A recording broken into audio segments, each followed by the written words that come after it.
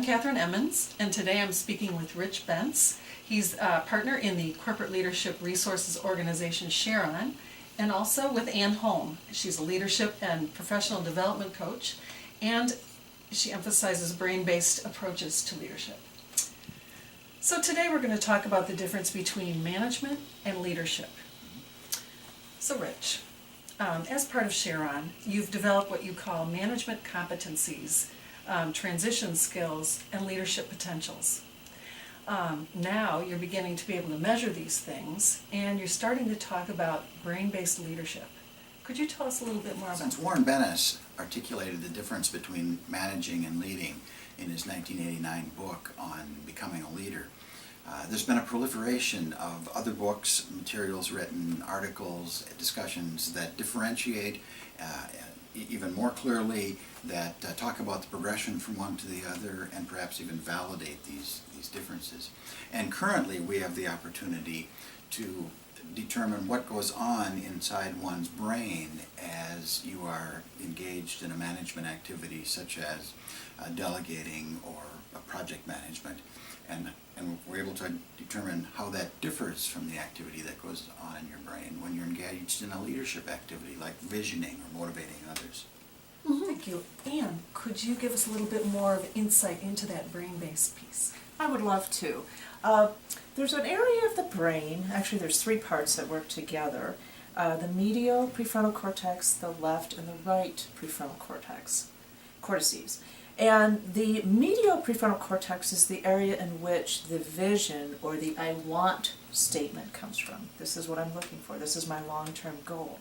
And in order to continue to think about a long-term goal, you need to have activities that will get you to that long-term goal. So that's the I will and the I won't part, the left and the right prefrontal cortices. So you have a vision, and let's say, certain activities you do need to do, so the I will. Certain activities you probably shouldn't waste your time doing, that's the I won't.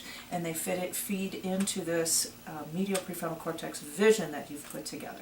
So that's a unique leadership brain-based skill. So why is it important that I know that my brain is functioning differently when I'm doing a management activity versus when I'm doing a leadership activity? Because if the brain is functioning differently in these different activities, if it's functioning differently, you may need to develop a particular area of the brain in order to function better in a particular skill set or role. So we now know that the brain can change. It used to be thought that the brain couldn't change, but it actually can. And it can change either by being immersed in a particular context. For instance, learning a foreign language, it's better to just speak the language and not try to use your native language as well and try to translate. So that's this immersion idea. Then the other possibility is this idea of conscious effort. So you know where you are and you know where you want to go, and you create a conscious pathway toward that. But you have to know where you are, and you have to know that it's possible. You can teach an old dog new tricks, for instance. So that's why it's important to know that there are different areas of the brain, but you may need to develop them. Yeah. Well, are there things we can do to make ourselves more productive, happier, and better leaders? Oh, absolutely. Exercise is very important. Your brain cells are created when you exercise, especially in the area of new learning. The hippocampus is deeply affected by exercise and by sleep, by the way.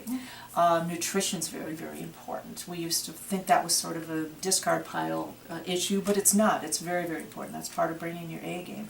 And then meditation, that's another one.